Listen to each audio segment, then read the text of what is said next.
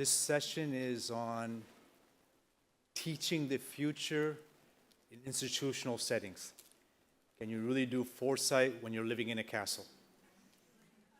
Switching metaphors, we have three pandas with us. Not unicorns, but pandas. We have Dean Chen, Professor Chen from Tamkang University in Taiwan. Doris from Stellenbosch, professor there. And Sobhi Tawil from UNESCO. So each one has a lot of experience in doing futures, the challenges, the difficulties, but also I think each one is here because they've managed to tame the dragons in the castle. And in that taming process somehow became a panda. Okay, it's a mixed metaphor, but let's go with it. So let me start with, if you want to read their bio CVs, just Google it, you're welcome to. So I want to skip that part, but each one has done amazing work in future studies, and someone I look up to all three, and I'm very happy to share the stage with them. Sobhi, can I say something about yourself in doing futures as head of learning and foresight, and then we'll go on to more substantive stuff. Perhaps to say, thanks, Sohail. I come from the areas of education and development, which in themselves are not disciplines, but rather at the crossroads of different disciplines and require insights from a range of disciplines. And I think that's from anthropology, sociology, economics to philosophy. And that's part of understanding perhaps human complexity, whether it's in education or our collective efforts in development. At UNESCO, my work, at least at the headquarters in Paris, started with policy analysis, education policy analysis, then moved to research and foresight, and in the past few years I've been leading the Futures of Education program at UNESCO. So before I go into Doris and Kuo-Hua, what's the best thing about doing futures at UNESCO, and what's the worst thing? I promise them this will be an honest session. All right. I know it's being recorded, so you can change your answer later. We can edit it. The best is that, obviously, it opens the door to more creative thinking, working with some of our non-established partners, I would say. There's not a worse part, but there's a challenge. There is a tension in the work we do. It's a tension between keeping the train on track, and this track is defined by the global agendas, whether the Sustainable Development Goals, the Millennium Development Goals, Education for All. Once we've set that agenda and objectives, we've set a time frame, we've set goals, we've set objectives, we've even defined indicators to monitor progress, but the track is set. There's no more room to look back, to look sideways, to look beyond that time horizon. So there is that which is essential to our role. It's one of our functions as an international organization. And then we also have a function which we refer to as laboratory of ideas, which is at key junctures, perhaps, of rapid transformation, to lift our heads and to look at our present, to look back, to look ahead, and to look at probable, possible, preferable futures and how we reframe our action in the present. So it's two very different functions, and there is an inherent tension to trying to both keep the train on the track, but also to open up, to look back, to take a longer view, and to open the imagination and open space for other possibilities. How do you manage that tension then? You've got to keep the train going, and you have to look at things outside the world of trains. We sometimes welcome disruptions. I have to say, COVID-19 disruption of education, the sudden massive closure of schools and educational institutions, universities around the world, beyond the immediate crisis, it did open up a window of opportunity. It stopped the train in its tracks, and the track didn't make, we couldn't even see the track anymore. So it did open that window for a little bit to think more fundamentally about what are we doing, the why of learning, not only the what and the how. It's also true that the pressures of the international agenda are such that as soon as we could, we went back to the track. That window of opportunity to be looking beyond and imagining other possibilities quickly closed.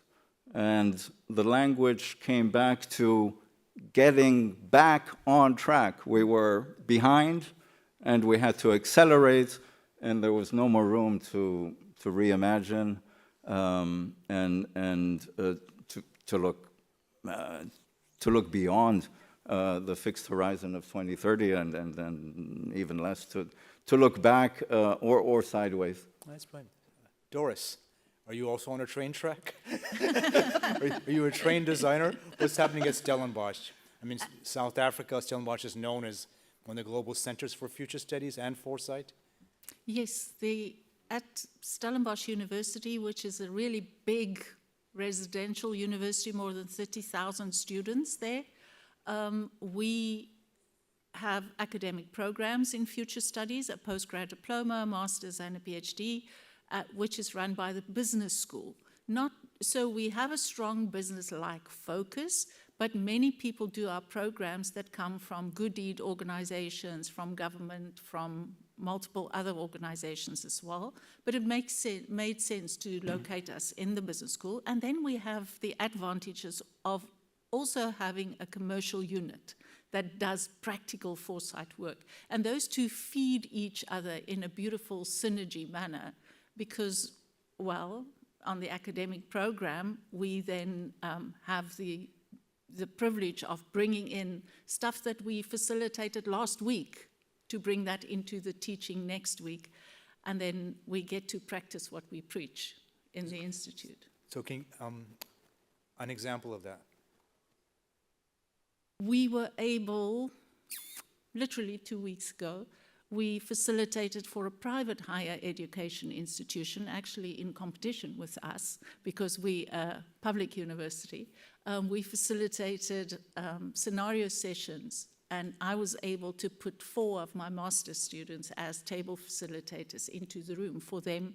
So it helps me as the facilitator to have somebody that knows the methods and everything to co-facilitate at the tables, but for them to actually experience it in practice. I mean, they've been hearing that throughout postgrad, throughout their whole master's career, but now to actually be in the workshop where it actually happens. So for them to see their eyes and say, wow, okay, now I get it.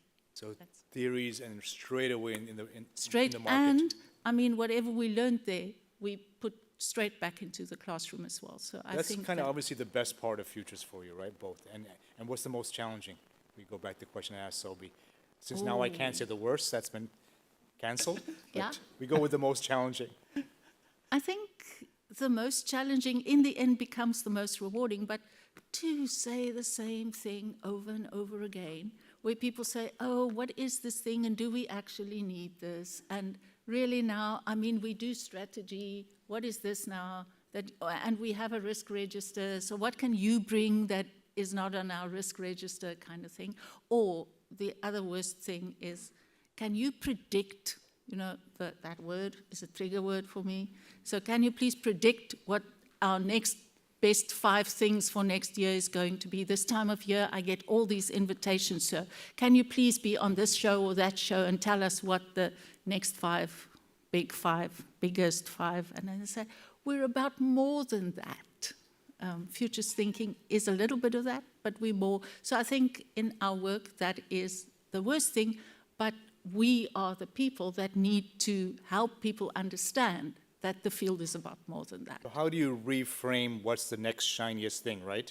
How do you reframe that into futures thinking?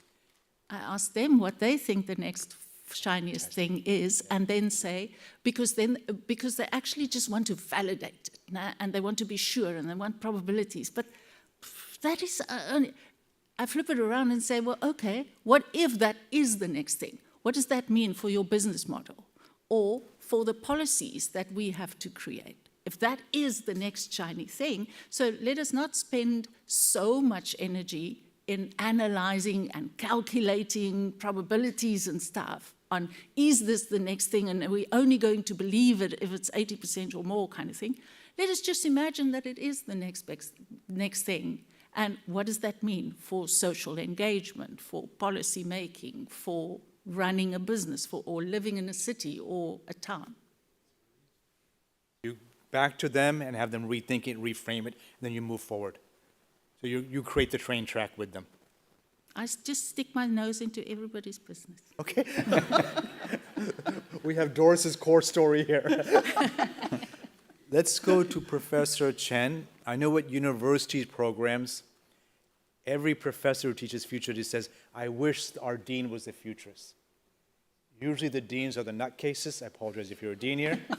They're the ones who stop funding, stop everything for futures. And what's rare here, Kuo-Hua is now the dean. So training was in probability statistics 30 or so years ago, then full-time futures, and now the dean of future studies. So same issue, something about yourself, and then we'll ask more. Kuo-Hua. Okay. Or Dean Chen. Okay. Sorry. Because ever since I took the deanship, my concern has been narrowed to 2 items. That is very clear. Just to raise the enrollment rate and to guarantee the students got a successful career. That is so easy, right? Compared to teaching futures. Because Tamkang has a triple education objective, and futurization is the core, along with digitalization and internationalization. So we have different layers of futures education. The most basic one is in our general education. So each year we have like 3,000 undergraduate students has to take at least one futures course in society, in technology, in economics, in politics, and in environment, and in education. Yeah. And then the second layer is that we studied an undergraduate program 5 years ago. It's called Education and Futures Design. And we take 50 students each year. Yeah. And then we have a master's program. We take 12 students each year, and a doctoral program in Foresight leadership. So that's now our most prosperous program is the doctoral one. Because like I talked to Doris about the students' background, we all like to teach mature students. Okay. Yeah. Those, when you teach them how to scan the environment, they have some background knowledge and they have experiences. But for our undergraduate, freshly graduated from high school at age 18, it's really a big challenge for teaching. Yeah. So. How do you reconcile then? Okay, so there's yourself as a futurist, alternative futures thinking, visioning, etc. Then yourself as the dean, whose main role is to fill the university, right? Yeah. Just bring students in. So how do you reconcile those? One is critical thinking, the other is please sign here. Now it's not too much of a conflict because to us, future studies is really an exciting field. Because whenever our stakeholders, the parents, the students, when they hear about futures, it's just like, wow, what a field. Yeah, so unlike 30 years ago when I just got my first job at Tamkang University, it was all different. Because at that time, people do not understand future studies and future education. So always they would ask me one single question. So can you predict? But nowadays, it's all transformed. Yeah, people are so aware of foresight, and they will gradually learn the insight of futures. Yeah. So what's the thing they ask you now? You have mature age students. Obviously, they don't want prediction. What do they want from you? What do they want from university? They mostly are interested in a meaningful life now, because Taiwan had an economic miracle in the 70s, and it's been over 40, 50 years now. So we are marching toward a post-material society. So the younger generation, the so-called Gen Z, they are so different from us. So in this field, we learn from each other. Yeah, so even as a dean, I have to teach. Yeah, unlike in the States, in the United States, where I graduated from, all the people who took the position will be waived of teaching. And they liked it, but I don't like it. I said that I still wanted to teach because we cannot be separated from that role. If you do not know the interest of your student, you cannot be any good dean or president. Yeah. How do you manage the administrative part? This is a question for all three of you, but let's start with Kuo-Hua. How do you manage the needs of institutions to fill your time with meaningless work?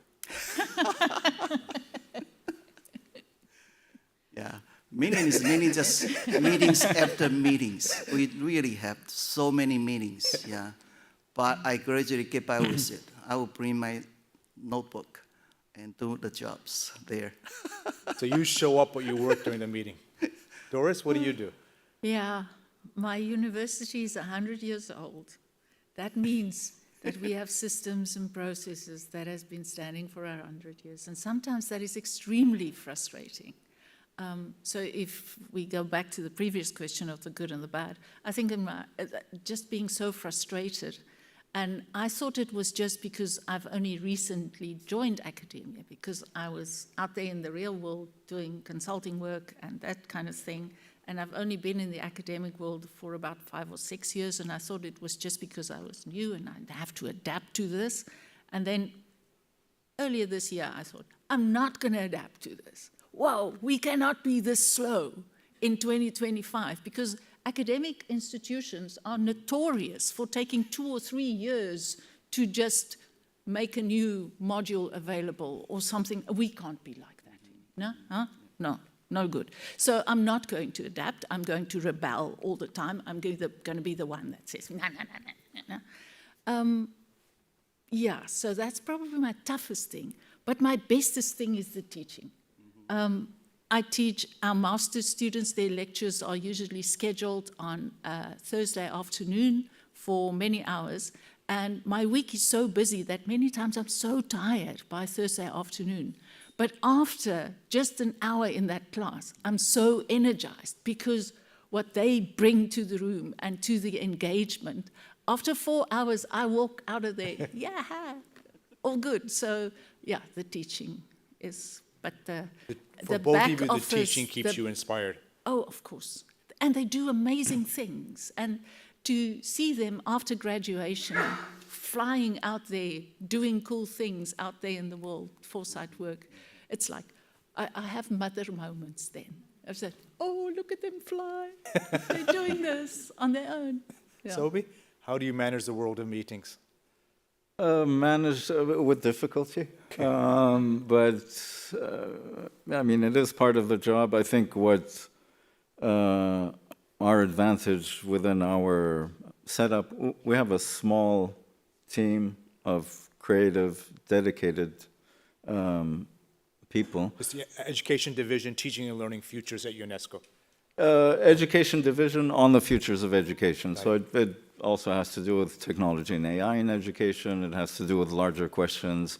It has to do with a more critical analysis of some of the work the organization is doing on this track defined by the global agendas. So that team, I mean, just our internal conversations, our contacts with researchers, and having those conversations, which are rare in our organization because we typically, especially from the headquarters, are working with policymakers, we're working with representatives of countries who, in our governing bodies, we work with the national commissions that represent the interests of the country. So it's a real breath of fresh air to be able to work directly and think and brainstorm with researchers, with our small team. And the other is a little bit of a connection with academia that I try to keep. It's very small, but I would agree with Doris. I mean, it's a breath of fresh air to be able to interact with students, young students, and just who still who are critical, fresh, to a certain extent, unconditioned, who have hope, which is also something we don't always find among our adult counterparts, I would say. The adults have real world experience, but perhaps loss of hope. Yeah. So, yeah, it's that combination. But resigned to the fact that there is, we are in a large administration, a large organization, also expected to have to deal with a number of things that take us away from the essence of what we're doing, but that need to be done. Some meetings you have to do. Yeah. So this is more on a personal note, especially for our audience here. So all three of you have managed big institutions, are incredibly successful, right? I mean, I think by objective measures we can say that. What would you say would account for why you've managed? How have you succeeded in this world of institutions? Each one of you, answer as you like. What do you think? I'm not looking for a recipe, but something more personal. What would you say to others?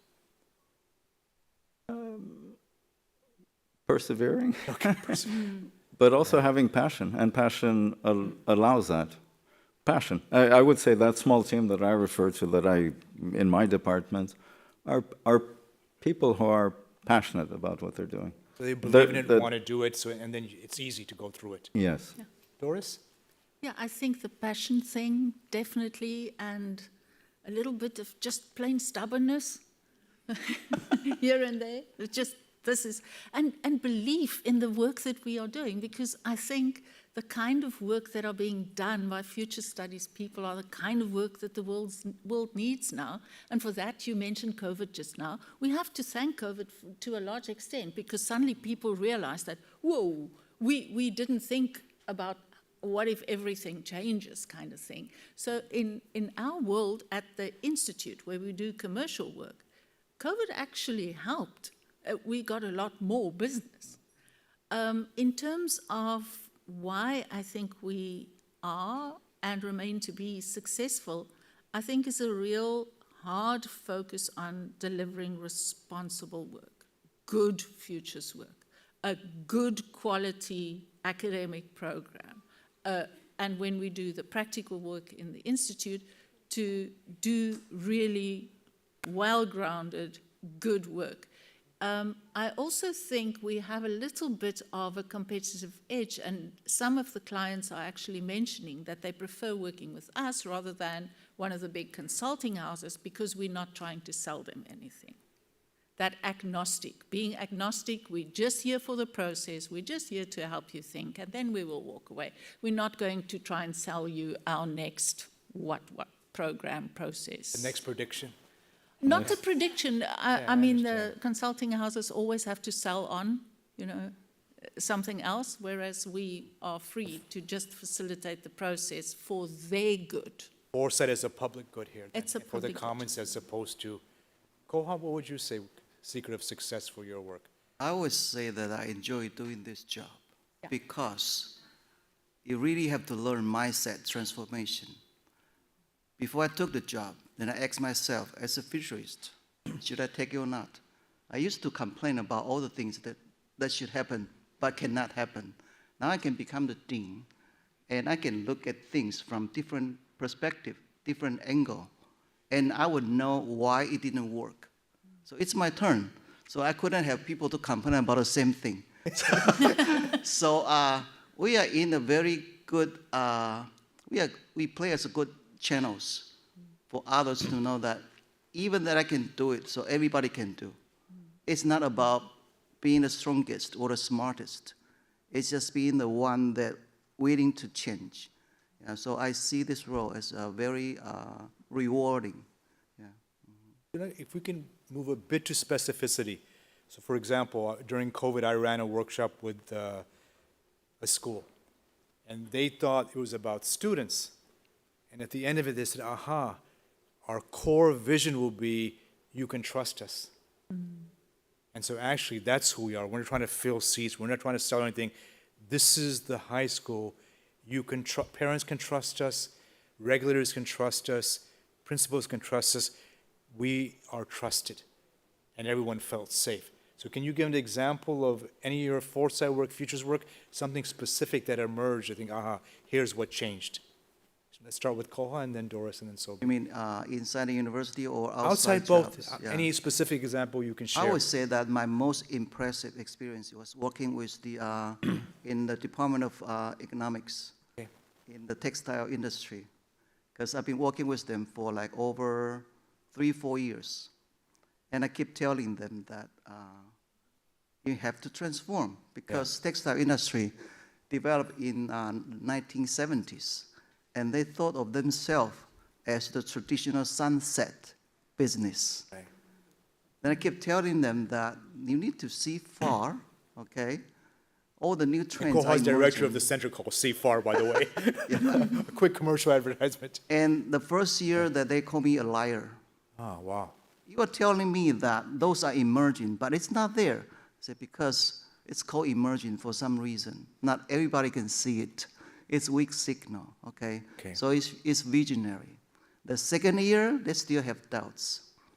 Until the right moment came, then some computer scientists joined the meeting.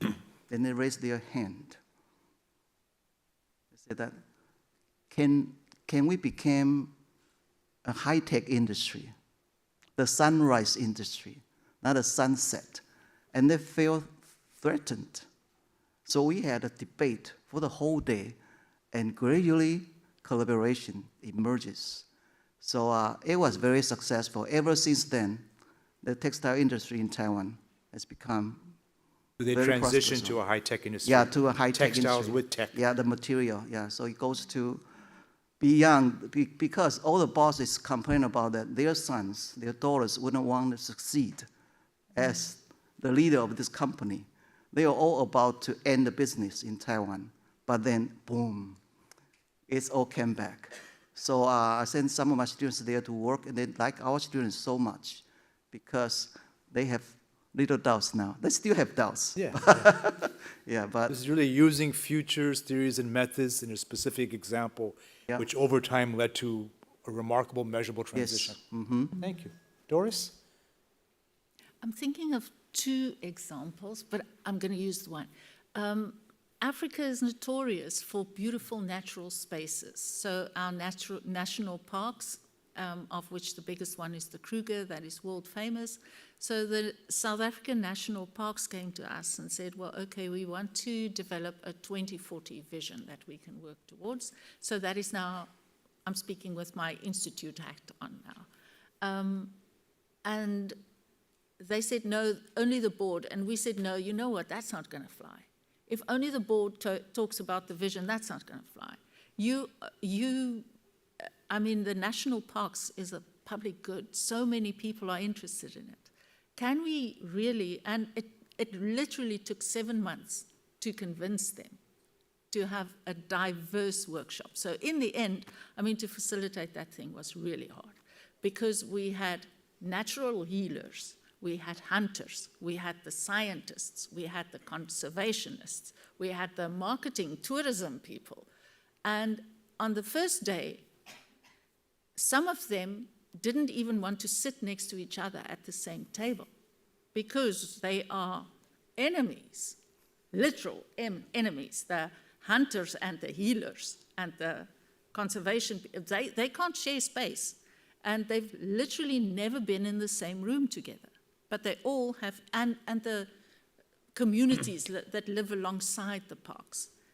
And after 5 days, we were able to have. You got them together for 5 days? 5 days. I was almost dead. By Wednesday evening, I had serious doubt about physically living until the end of these 5 days. Really, it was. Yeah, I know. But at the end, I mean, on the last day, those people that didn't want to be in the same group, they came up with the name of the vision scenario, those two that couldn't speak. So for me, that was that moment of, you know what, if they can, on day 5, the two that couldn't breathe the same air can think out the vision that captions the whole beautiful thing that we've done. It's like, This is using the future vision to transform today's conflict. And now that is what they are working towards, their strategies. Everything is running on that thing. So. Brilliant. Thank you. Two great stories. Sobhi, anything you want to share in terms of specificity? Yes, it is from the perspective of our headquarters, of a large organization. I would say it had to do with when we initiated the work around the futures of education in 2019. And Doris, you'd mentioned, and it's typical that people would want predictions on, what will schools look like, what will universities look like. Even the title of our initiative was perhaps misleading in saying the futures of education. It really was about the futures and education. And it's not, so I think successful in that we opened a very large consultation among diversity of constituencies. People could contribute from analyses to pieces of art, focus group discussions. We had, social media surveys, and I think the idea that just getting the idea across that it is not about prediction, it is about co-creating, it is about thinking together, and that when we say reimagine, in our case, education and the future, it's not starting from scratch. So there are things to build on, and that invites a longer view, both retrospective and prospective. I mean, what do we have to build on? What are some of our strengths in our educational practices and policies over, over time? Some might be undermined and need to be protected. But then also, let's be critical, open, and honest. What needs to be abandoned? What in our practices and our approaches are actually taking us in the wrong direction, and what needs to be reimagined? So these very simple questions of what do we maintain, what do we abandon, and what do we need to reimagine worked marvelously well in so many different contexts. I mean, a group of high school students or policymakers or researchers in diverse contexts. And I think the success at this, in terms of an initiative launched from the headquarters of a large organization, was to move us away and get accepted the idea that this is not about prediction, this is not about one predetermined future and direction we're going, or scenarios of this future, but that collectively, to critically think, to take a longer view, both looking back and looking ahead. In terms of your institutions or education, how would you answer that? Kuo-Hua, what do we need to abandon? What do we need to reimagine? How would you answer that for education in general? It's easy. Let's hear it. Just to cut those boring meetings. Okay. Yeah, that is really That's meaningless. to abandon. It's to abandon. So why do we have those? Sure. Because it's a way of showing authority. Because before you have the meeting, the decision has already been made. Yes. We are just there to co-sign the document. So We all know that. It's just to play along. So abandon meaningless meetings. Yep. Okay, and what would you reimagine in terms of going forward?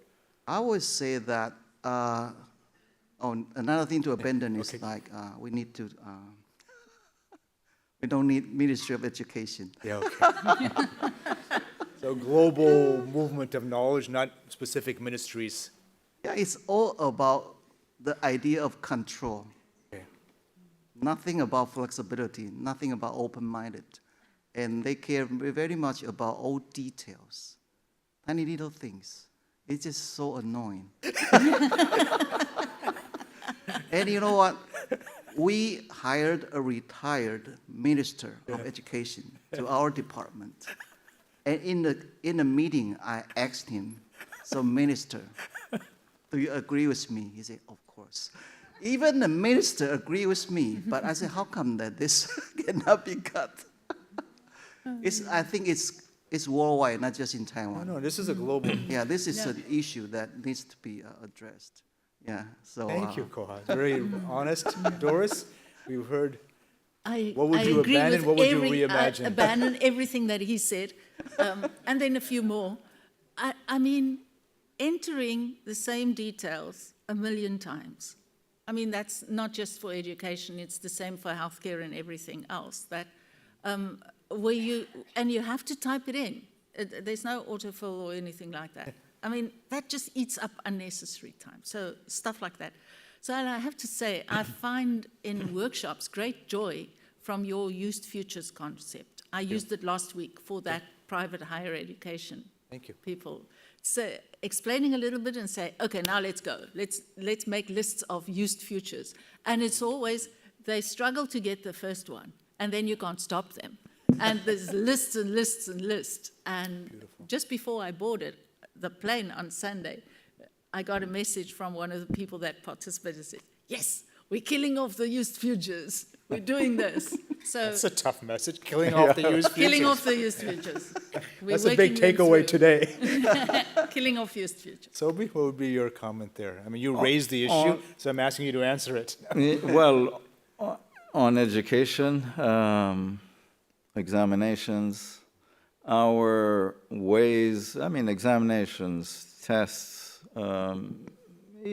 are means of validating learning, even essay writing, and we know that now with generative AI, and many people are remaining blind.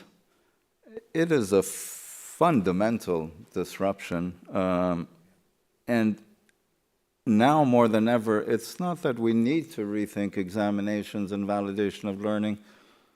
It's imperative. It's been anachronistic for some time. Yes. I mean, we can take the emergence of the internet. One of the great paradoxes I find in education, emergence of the internet, we began saying that, well, the internet, this new knowledge resource, is our means of informing ourselves, of entertainment, of learning, of working, and therefore digital skills need to be promoted in education through all means. And yet, when we come to examinations That stays. and validation of learning, we say, no, you can't use the internet. But we're preparing you for life, which is conditioned by the use of the internet. I mean, this has been the case, and that just shows us how out of touch we are in how we're validating. It means that the upstream question is, what do we value as learning? What are we really pushing? The why question, which is very often overlooked, because in reviewing literature on the futures of education, there's a lot about what we need to teach and learn and how. Pedagogy and the content and 21st century skills, but seldom do we ask the question of the why, the purpose.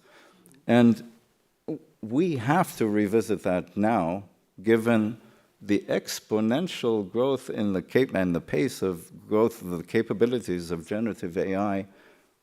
I mean, it's a fundamental question. It's also, what makes us human? What do we want to, and our evaluation or a means of validating what we value as learning has to change entirely. Just to add on that, I mean, the extreme case for the question of, banning access to the internet in examinations, key moments where we say, you are demonstrating that the learning that we have, agreed is important, you have recent. There are cases of countries that have shut the internet nationwide during high-stake examinations. So what does that tell us about how disconnected we are? I mean, it's to avoid cheating, but what is that telling us about how behind and disconnected we are from what is our desired outcome in learning? What is the important learning that and I think now with generative AI, all three of you want to kill the exam, kill the used futures, kill the meetings. So what would be before I ask participants, think if there's one question you want to ask all three, not a specific one, but all three can respond to. we'll take a few minutes of that. But what would be your advice, not to a young futurist or young to Foresight, what would be something you've learned over your decades of doing Foresight and futures work? What would be your advice to someone getting in the field? Should they join a brand? Tamkang, Stellenbosch, UNESCO are all great brands, or should they create something else? I mean, I don't have an answer for that. I'm just really intrigued to see what each of you would say. I would say that when I started teaching futures, Yeah. what I learned is that I was trained as a sociologist, Yeah. and I just got this job to teach futures. So I started to reach out. I said that this network is so different from other fields, because if I reach out to economists or to psychologists, I would doubt how many people respond to my request. But then I check out at that time we have World Futures Society. I checked their directory. Back then we only had email. I wrote out 1,000 emails worldwide. Then I received a lot of responses, all very positive, including Sohail. That's when we got to meet each other. That totally transformed my idea of how to teach futures. And we got Wendell Bell from Yale. We got Richard Slaughter from Melbourne. All around the world, people are all so enthusiastic in helping. Okay, so I get to feel, wow. So my role as a sociologist gradually fading away. So my new identity as futurist keeps me going, and like you two said, it's the passion. So it's not really branding or doing it yourself, it's reaching out to a global reaching community. out. So we just, anyone here, if you're new to the field, just contact any of us. We will help you to find your way to learn. Yeah. Beautiful. Yeah, Doris? I want to echo that I think this is the most generous field that there could be. Because no matter who you reach out to, they will probably respond, and they will probably help you and refer you to somebody else that can also help you. And there are global bodies, the Association of Professional Futurists, the World Future Studies Federation, this beautiful movement here in Dubai. So there are global connections, and people will want to help and assist, but also this diversity of the field, like you mentioned now. You are going to find architects, education people, scientists, you are going to, everybody that comes from somewhere and is now also doing futures work. And I think that is the beauty of the field as well, that you're going to, I mean, that's also in the academic programs that we experience now. I always refer to it as the secret module. The stuff that you learn from all the other people that are also in the class, because they come from viewpoints, mindsets totally different than yours, geographies totally different than yours, earlier fields totally different. It's so beautiful. It's really Stay. straight to UNESCO, So if you're global new to learning. the field, stay. It's a good one. Thank you, Doris.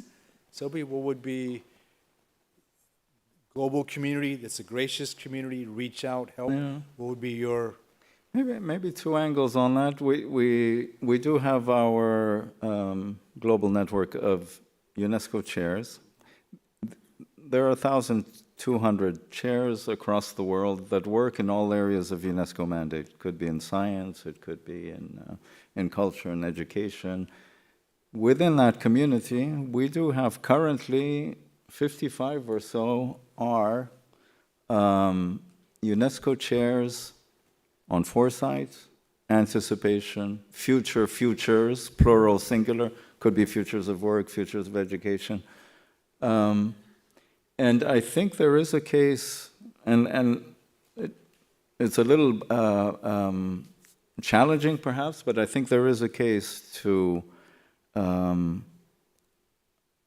support the recognition of the field of study, of future studies.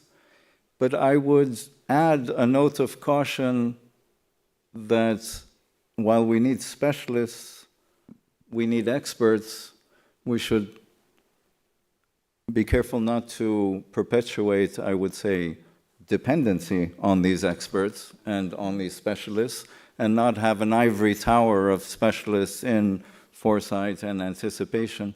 So the other side is also that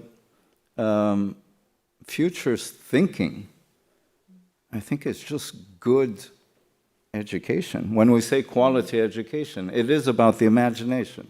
It's about creativity. It's about multiple perspectives. It's about diversity. It's about a critical, longer view. This should be part of, and this makes me think of Arjun Appadurai speaks of the right to research. And when he says the right to research, he's not saying that as a metaphor, but as the right to research as a human right, but the ability to frame issues that are important for yourself and your group, your community, to articulate hypotheses, to go out and collect data and information in order to inform possible courses of action should not be the preserve of experts. And we could say the same, futures thinking could be also seen as a general, a human capability to be generalized. So we do need experts, we do need a field of study that is reinforced, but we also need to see it as a human capability that can be generalized. Elise Boulding talked about 8 billion futurists. So let me ask, I have time for one question, especially if you're a minister in the Ministry of Education and you're in charge of examinations. I'm actually quite serious. That's the person I want to hear from, and you love meetings that are meaningless. Because you honestly have an important view, which you said, that view has to be here.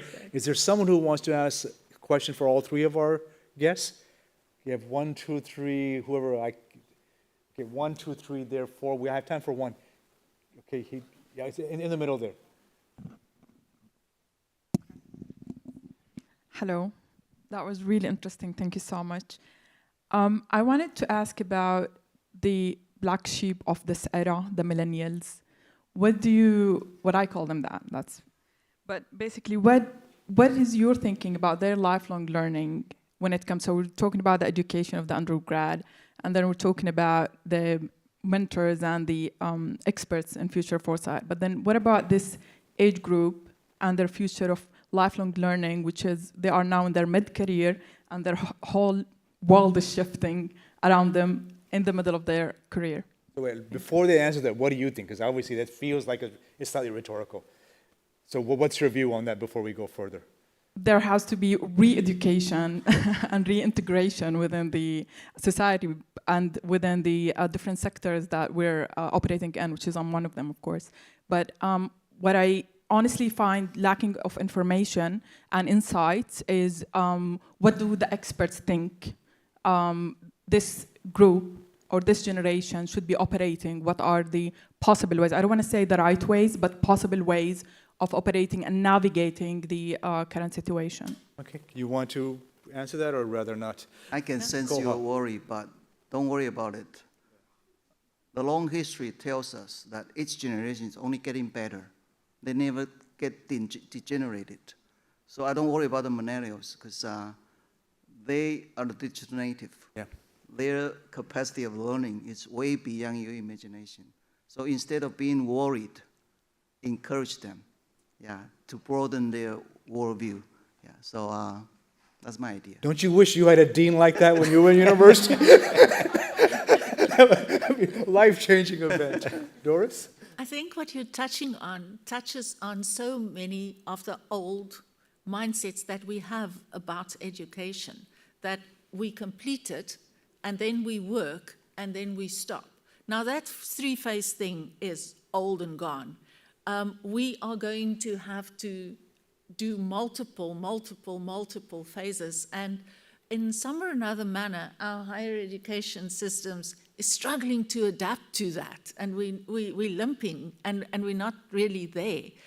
I think one of the most frequently asked questions that I get from moms that children are leaving school is, what can my child study that will keep him employed for 30 years? And then I say, nothing, we don't have that. My answer is usually organized crime. Oh, yeah, that is better. So your answer is better than mine. Sobhi, we have 30 seconds left.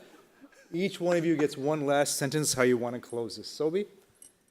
We have 25 seconds, so just any pearl of wisdom you want to offer. Train sets or more, up to you here. I reaffirm that futures thinking is developing critical thinking, creativity, imagination, Thank you. and that it's a key capability and should be a key part of what we consider quality education in any context. That's how you survive meetings with that attitude. I can see that. Doris, any last comment? Then to Yeah. Kuo-Hua for the last few Futures seconds. thinking, I want to resonate with your 8 billion futurists. It's for everybody. It is not for somebody that has a degree in future studies or something. It's for everybody. So let us make it for everybody. Let's make it for everyone. Kuo-Hua? Yeah. I would take the opportunity to thank Dubai Future Foundation, because in collaboration, we provide funds for my students. We have 8 students from Tamkang University to join us here. So like I said, my responsibility is broaden their worldview. Everyone needs to go to see the future. The future is not just, people say it doesn't exist, but it existed somewhere that you just don't know it. So you can explore it. So that's what I want to keep doing.